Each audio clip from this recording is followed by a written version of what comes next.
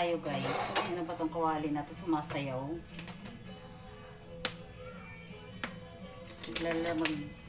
Gigisa na tayo. Ang aking ingredients pala is manok, carrots at saka patatas, bell pepper, sibuyas, bawang, tidbits at saka ebak na gatas. Ilagay na natin yung bawang guys.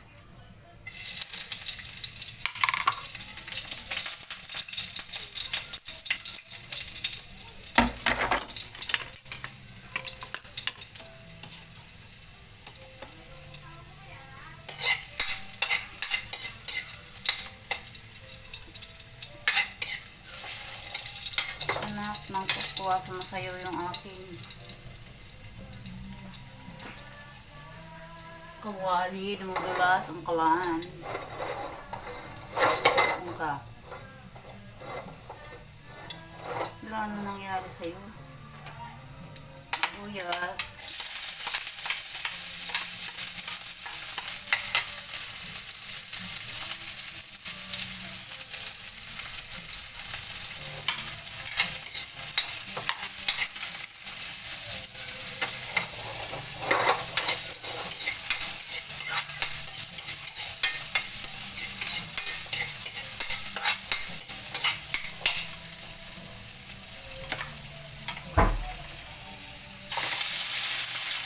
Ayan, lagyan na natin yung manok guys.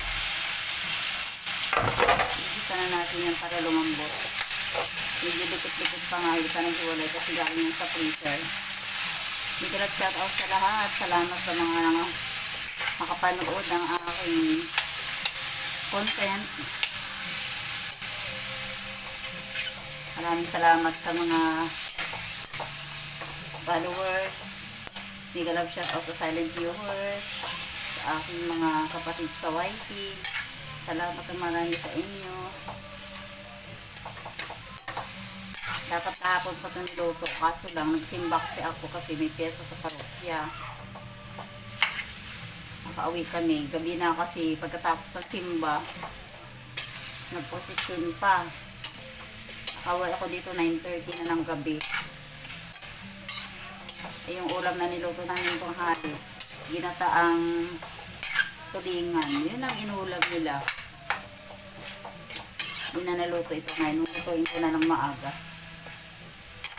Bigyan ko na ng asin. Ayaw niya mabuksan. Buksan itong ano na ito. Asin ito.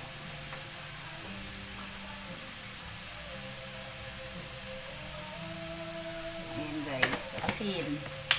Lagyan natin ng paminta.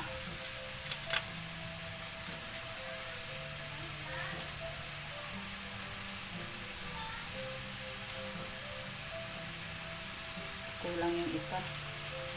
Dalawahin natin.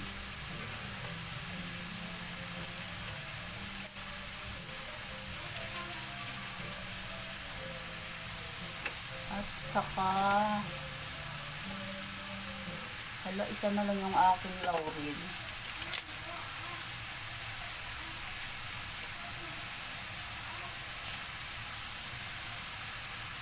Ayan lang ang aking laurel.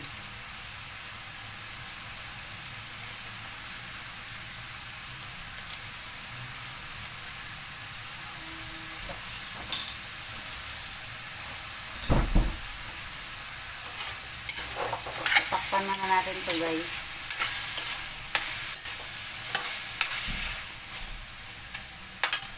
Tapos natin takpan. Balikan natin mamaya-mayang konti. Tignan mo kaya ka.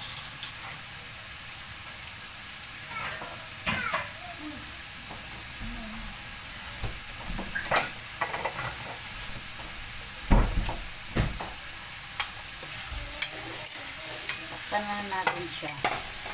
Kunin namin. Dali lang. Bunuan mo muna dyan.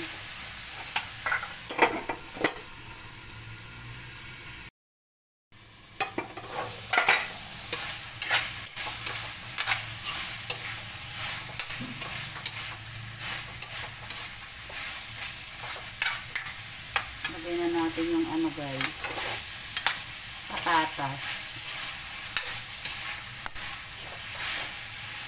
Para lumambot na siya.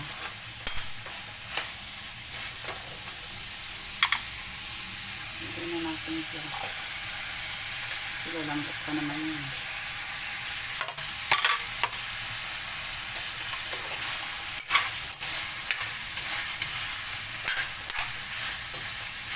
Naglagay po tayo ng konting tubig lang. Para sila ay lumambot. Kalahating baso lang yan guys.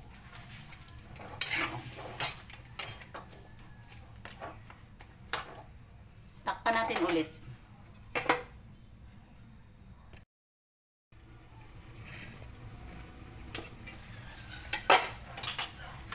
Lagyan natin ng chicken cubes guys.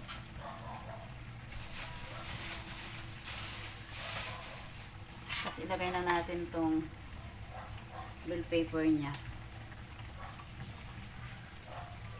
Masarap kasi maraming bell pepper. Kamura lang naman yung bell pepper na yun.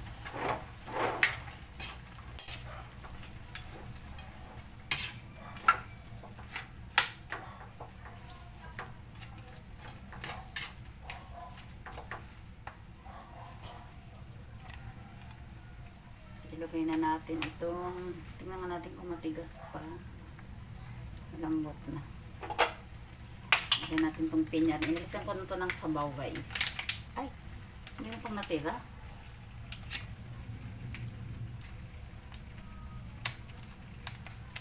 Ito, inilisan ko na ng sabaw. Wala lahat na ubos.